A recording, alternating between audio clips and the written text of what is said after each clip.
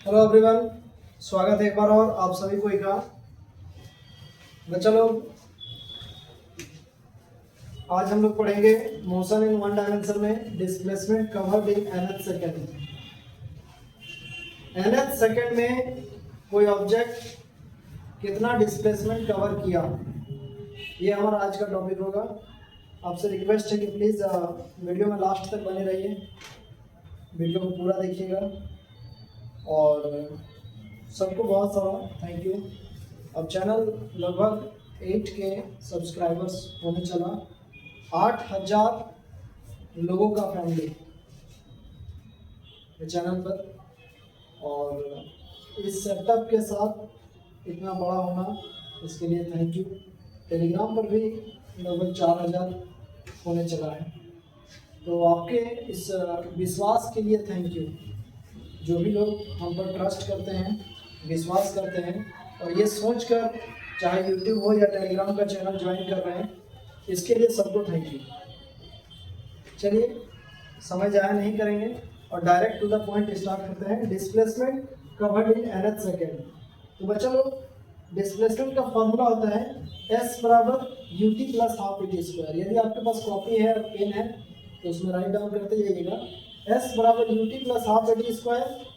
और यदि हम लोग t की जगह में n बैठाएंगे, t फॉर टाइम, और यदि हम लोग टाइम की जगह n बैठा देंगे तो Sn बराबर un plus half an square. क्या किए हम लोग कि जहाँ पर t था वहाँ पर n बैठा दिए, तो Sn बराबर un plus half an square. और नेक्स्ट बार जहाँ t था, जहाँ पहले हम लोगों ने n बैठाया था, अब उस जगह पे बैठा दीजिए n-1, तो हो जाएगा s n-1 बराबर u n-1 plus half a n-1 का होल स्क्वायर। और nth सेकेंड में डिस्प्लेसमेंट को फाइंड करने के लिए हम लोग Sn में Sn-1 को माइनस कर देंगे। ध्यान दीजिएगा, Sn में Sn-1 को माइनस कर देंगे, तो यहाँ से क्या हो जाएगा, Snth बराबर Sn माइनस Sn-1। अब Sn का वैल्यू है un plus half an square minus un-1 plus half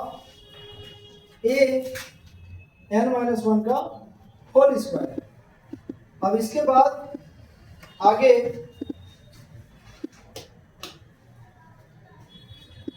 Snth बराबर un plus half an square minus un minus u। कैसे आ रहा है ये, u को n से मल्टीप्लाई किए तो un आ गया, और u को -1 से मल्टीप्लाई किए तो -u आ गया, प्लस 1/2 a, और इसको हम लोग a माइनस b का होल स्क्वायर में तोड़े हैं। तो प्यारे बच्चों, एक बार और, जैसा कि हम लोग का परंपरा चलता है, हम आपसे पूछते हैं, आप कमेंट बॉक्स में कमेंट करते हैं, और ये जो बॉन्डिंग है हम लोग का, ये बहुत लंबे समय से चलता आ रहा है। तो हम आपसे पूछते हैं कि आप हमको a माइनस बी का होल स्क्वायर क्या होता है, कमेंट करके बताइए। यदि आप वीडियो में बने हुए हैं तो आप अपना उपस्थिति दर्ज कराने के लिए a माइनस बी का होल स्क्वायर क्या होता है ये बताइए, क्योंकि यदि आपको a माइनस बी का होल स्क्वायर पता है तो आपको ये पता हो जाएगा कि n-1 का होल स्क्वायर ये कैसे आया। तो जल्दी से कमेंट बॉक्स में कमेंट कीजिए a माइनस बी का होल स्क्वायर क्या होता है, और यदि आपको a माइनस बी का होल स्क्वायर पता है तो आपको ये समझ में आ जाएगा कि यहाँ पे हम लोग n-1 का जो होल स्क्वायर लिखे हैं वो ये कैसे आया। तो जैसे ही ये आया तो Snth बराबर un plus half an square minus un minus u, और इसको इससे मल्टीप्लाई कर दीजिए तो हाफ an स्क्वायर, इसको इससे मल्टीप्लाई कर दीजिए तो a/2, और इसको इससे मल्टीप्लाई कर दिया तो माइनस an। कैसे आया माइनस an, तो इसको इससे मल्टीप्लाई करोगे तो ये 2 से 2 कट जाएगा, a और a मल्टीप्लाई हो जाएगा और प्लस और माइनस मिलकर माइनस हो जाएगा। तो Snth बराबर un plus half an square minus un minus u plus half an square plus a/2 minus an। अब ये ब्रैकेट खुलेगा, अब ये ब्रैकेट खुलेगा और ब्रैकेट के खुलने से बहुत सारा साइन बदल जाएगा, प्लस माइनस बन जाएगा, माइनस प्लस बन जाएगा, आगे में माइनस लगा हुआ है। तो एस एन एच बराबर U N plus half A N square, और ये माइनस इससे मल्टीप्लाई हो जाएगा तो माइनस यू एन, माइनस और माइनस मल्टीप्लाई हो जाएगा तो plus U, minus half A N square से मल्टीप्लाई होगा तो minus half A N square, minus plus से हो जाएगा तो माइनस ए बाई टू, और माइनस माइनस मिलकर हो जाएगा प्लस ए एन। अब देखिए क्या कटने लायक है, तो ये यू एन से यू एन कट गया, हाफ ए एन स्क्वायर से half A N square cut गया, तो आपके पास बचेगा एस एन एच बराबर U plus A N minus A by two. और यदि आपको मन है तो आप इसको इस फॉर्मेट में भी लिख सकते हैं, क्योंकि जो ये ऊपर में आपको दिख रहा है और जो ये नीचे में दिख रहा है, इन दोनों में कोई अंतर नहीं है, दोनों हूबहू डिट्टो एकदम सेम है, ये भी सेम है और ये भी सेम है। तो एस एन एच बराबर यू की जगह U A by two two N minus one. अरे जो ए बाई टू लिखा हुआ है इसको तुम टू एन से मल्टीप्लाई कर दो, टू से टू कट जाएगा, ए और एन मल्टीप्लाई हो गया, देखो ए एन आ गया, और फिर ए बाई टू को माइनस वन से मल्टीप्लाई करेगा तो फिर ए बाई टू गुना माइनस वन तो आ जाएगा माइनस ए बाई टू। तो मतलब ये चीज़ और ये चीज़ दोनों आपस में बिल्कुल सेम है, दोनों चीज आपस में बिल्कुल सेम है, बस लिखने का फॉर्मेट अलग है। तो ये हमारा हो गया displacement covered in nth second. और इसके बाद हम लोग बात करेंगे ग्राफिकल रिप्रेजेंटेशन। सभी कोई ध्यान दीजिएगा, ग्राफिकल रिप्रेजेंटेशन क्या होता है।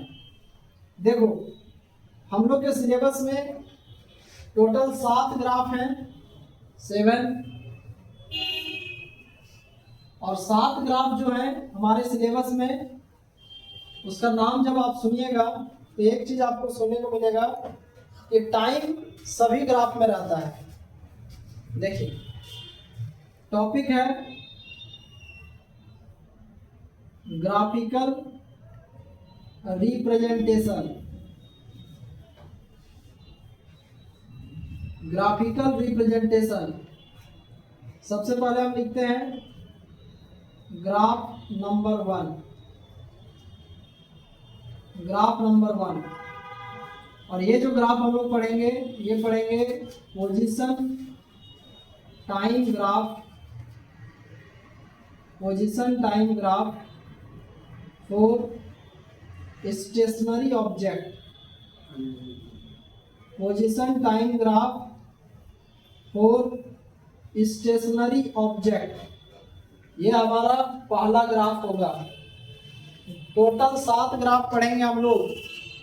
पहला पढ़ेंगे पोजीशन टाइम ग्राफ, दूसरा पढ़ेंगे स्पीड टाइम ग्राफ, तीसरा पढ़ेंगे वेलोसिटी टाइम ग्राफ, चौथा पढ़ेंगे एक्सेलरेशन टाइम ग्राफ, पांचवा पढ़ेंगे डिस्टेंस टाइम ग्राफ, और छठा पढ़ेंगे डिस्प्लेसमेंट टाइम ग्राफ, और सातवां आगे पढ़ेंगे वेलोसिटी टाइम ग्राफ। और ये जो 7 ग्राफ पढ़ेंगे, इन 7 ग्राफ में एक चीज आपको हमेशा कॉमन मिलेगा और वो है टाइम।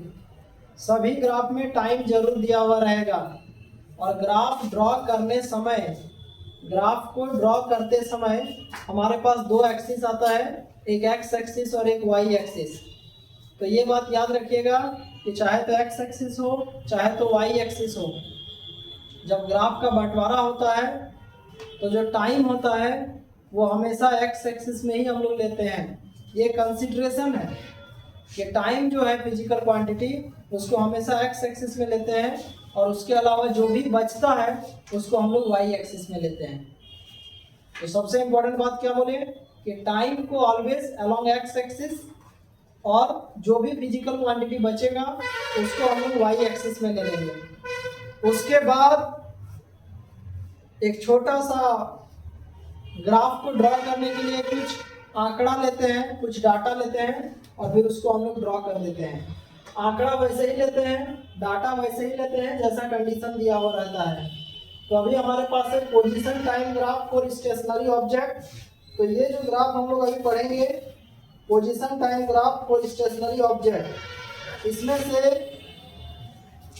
सबसे पहले हम लोग लिखेंगे we plot a graph taking. इसका नोट्स आपको टेलीग्राम में ऑलरेडी भेजा जा चुका है, तो नोट्स आप वहाँ से देख लीजिएगा। हम आपको डायरेक्ट टू द पॉइंट लिख देते हैं। तो हम लोग एक ग्राफ बनाएंगे, उसमें हम लोग लिखेंगे time along x axis, time को एक्स एक्सिस में लेंगे, और सेकेंड वन जो पोजीशन है उसको हम लोग लेंगे along Y axis. Time X axis और पोजीशन वाई एक्सिस में। टाइम को हमेशा एक्स एक्सिस में ही लिया जाता है। अब इसके बाद ऐसे करके एक डब्बा ले लेंगे, एक आंकड़ा ले लेंगे, नीचे टाइम है, ऊपर में पोजीशन है। 0 से भी ले सकते हैं, 1 से भी ले सकते हैं। जब 0 लेंगे तो ये समझ जाइएगा उस समय जो इंसिडेंट है वो होना शुरू नहीं हुआ है। तो मान लीजिए 0 जब इंसिडेंट नहीं शुरू हुआ है। स्टेशनरी ऑब्जेक्ट मतलब होता है रुका हुआ। तो यदि कोई ऑब्जेक्ट शुरुआत में 5 मीटर पे था, तो जब 1 सेकंड का समय हुआ तो भी 5 मीटर, 2 सेकंड का समय हुआ तो भी 5 मीटर, 3 सेकंड का समय हुआ तो भी 5 मीटर, 4 सेकंड हुआ तो भी 5 मीटर, और 5 सेकंड हुआ तो भी 5 मीटर। कोई भी ऑब्जेक्ट है, स्टेशनरी ऑब्जेक्ट का मतलब होता है रुका हुआ है। ये हम लोग टाइम लिखे 0 1 2 3 4 5, और उसके साथ में पोजीशन हर बार सेम लिखे।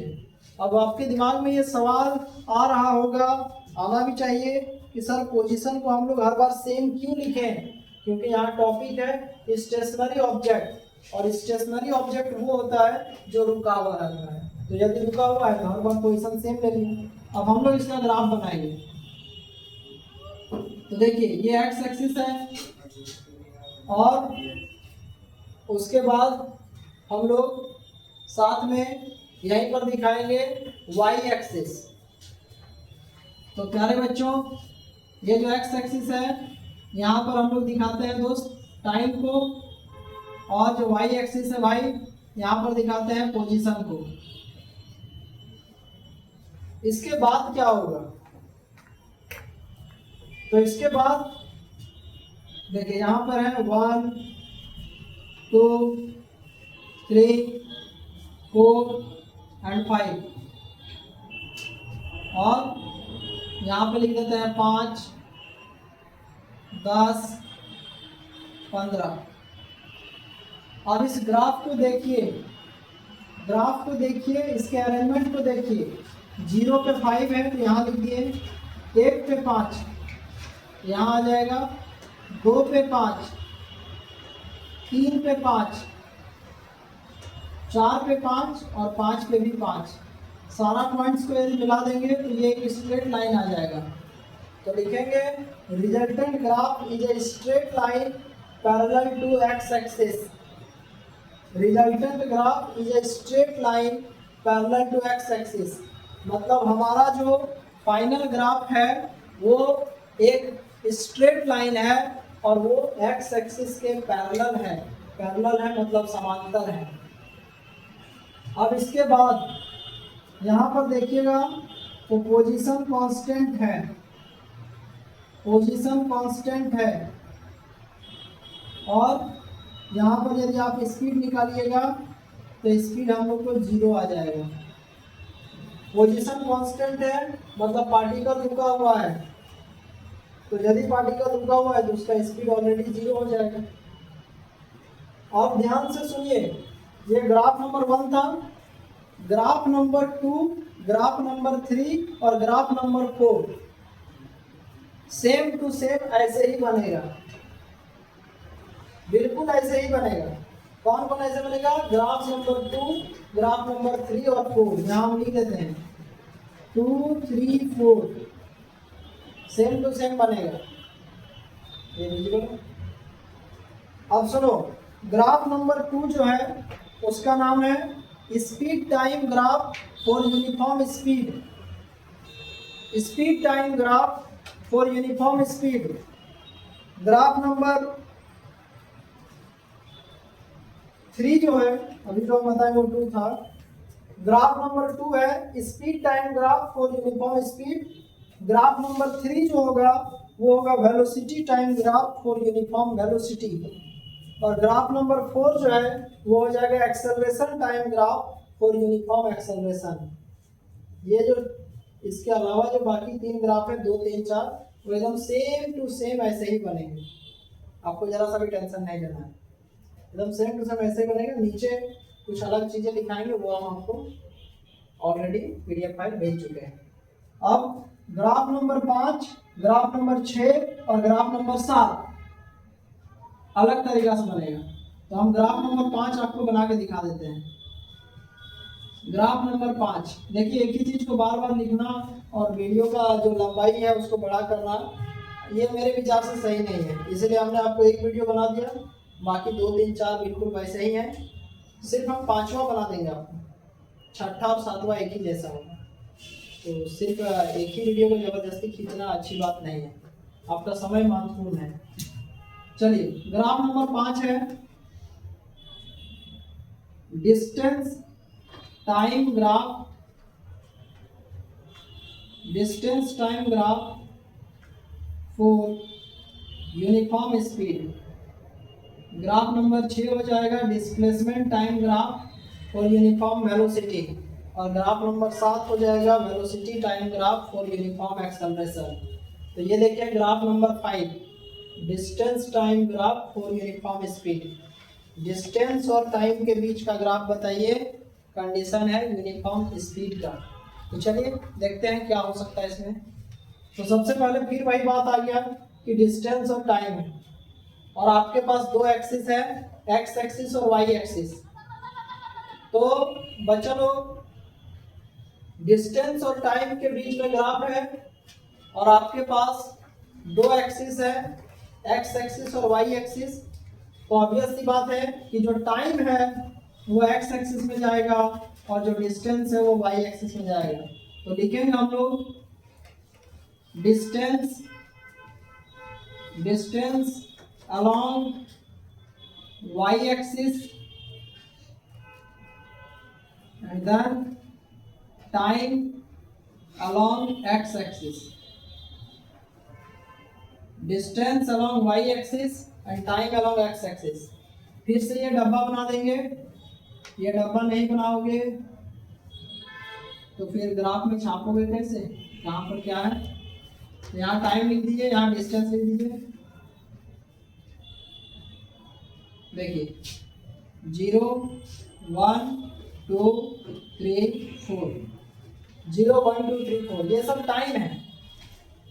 अब यूनिफॉर्म स्पीड है तो इसके बारे में हम आपको एक बात बताते हैं कि यूनिफॉर्म स्पीड का मतलब होता है इक्वल टाइम में इक्वल डिस्टेंस कवर करना। एक बार और रिपीट करते हैं, इक्वल टाइम में इक्वल डिस्टेंस कवर करना उसको बोलते हैं यूनिफॉर्म स्पीड।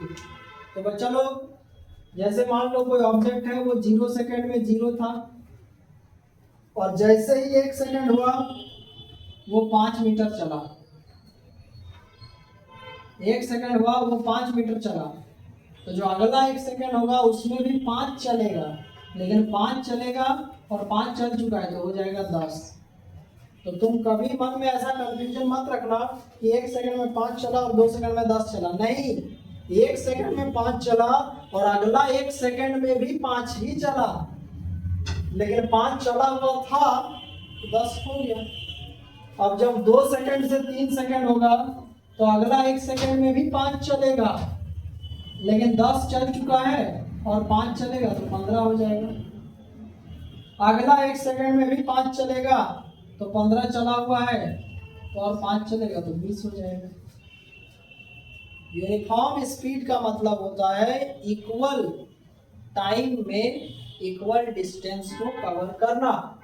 तो 0 पे 0, 1 पे 5, 2 पे 10, 3 पे 15, 4 पे 20। जब 1 सेकंड हुआ तो 5 चला और अगला 1 सेकंड में भी 5 ही चला, तो 5 चला हुआ था और 5 चला तो 10 हो गया। अगला 1 सेकंड में भी 5 हुआ चला तो 10 और 5 15 हो गया, और अगला 1 सेकंड में भी 5 चला तो 15 और 5 20 हो गया। तो चलिए इसको हम लोग ड्रॉ करते हैं।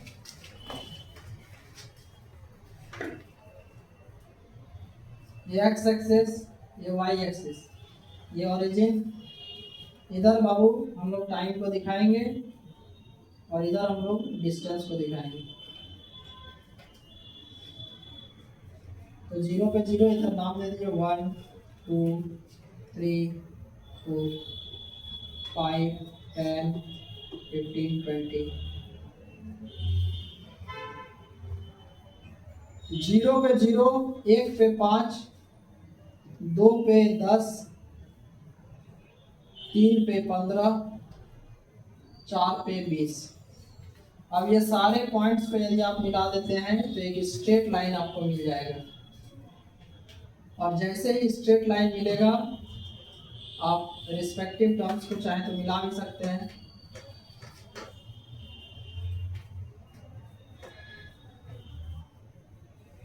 देखिए इस ग्राफ को देखिए और उस ग्राफ को देखिए। तो इसमें हम लोग लिखेंगे कि resultant graph is a straight line passing through origin. Origin मतलब मूल बिंदु जहाँ एक्स एक्सिस और वाई एक्सिस आपस में कटता है, ओरिजिनेशन है, स्टार्टिंग पॉइंट है। तो ये भी आपका एक ग्राफ है और लिखेंगे resultant graph is a straight line passing through origin. और इसमें हम लोग लिखेंगे कि जो डिस्टेंस है वो वेरिएबल है और जो स्पीड है वो कांस्टेंट है। आप चाहें तो ये निकाल भी सकते हैं। डिस्टेंस वेरिएबल है, वेरिएबल मतलब बदलने वाला, 5 10 15 20 ये जो बदल रहा है इसी को वेरिएबल कहते हैं। आप स्पीड निकालिएगा तो कांस्टेंट आएगा। स्पीड बराबर होता है डिस्टेंस बाय टाइम। तो 0 बाई 0 छोड़ दीजिए, 5 को 1 से भागा दीजिए तो 5 आएगा, 10 को 2 से भागा दीजिएगा तो फिर भी 5 आएगा, 15 को 3 से भागा दीजिएगा तो 5 आएगा, 20 को 4 से भागा दीजिएगा तो 5 आएगा। तो ये हमारा हो गया कि डिस्टेंस वेरिएबल है, स्पीड कांस्टेंट आएगा। ये ग्राफ नंबर 5 था। अब इसी तरीके से same to same graph number आपका 6 और 7 भी है, उसको आपको खुद से बनाना है। ग्राफ नंबर 6 में क्या है? तो ग्राफ नंबर 6 में आपको डिस्प्लेसमेंट टाइम ग्राफ और यूनिफॉर्म वेलोसिटी है, और ग्राफ नंबर 7 में आपको वेलोसिटी टाइम ग्राफ और यूनिफॉर्म एक्सेलरेशन है। तो प्यारे बच्चों, वीडियो यहीं तक रहेगा। आपके बहुत सारे सपोर्ट और बहुत सारे कमेंट्स, लाइक्स, आपके सम्मान के लिए बहुत सारा थैंक यू। अगले 1-2 वीडियो यदि ऐसा होगा तो हम न्यूमेरिकल्स पर बना देंगे। चैप्टर आपका ऑलमोस्ट कंप्लीट हो चुका है। अपना ध्यान रखिए, और यदि आप लोग को और वीडियो चाहिए तो आप लोग कमेंट बॉक्स में कमेंट करके बोलिएगा। जिस टॉपिक पर आपको वीडियो चाहिए होगा हम श्योरली आपके लिए वीडियो बनाएंगे। Thank you very much. मिलते हैं फिर। Take care of yourself. Bye.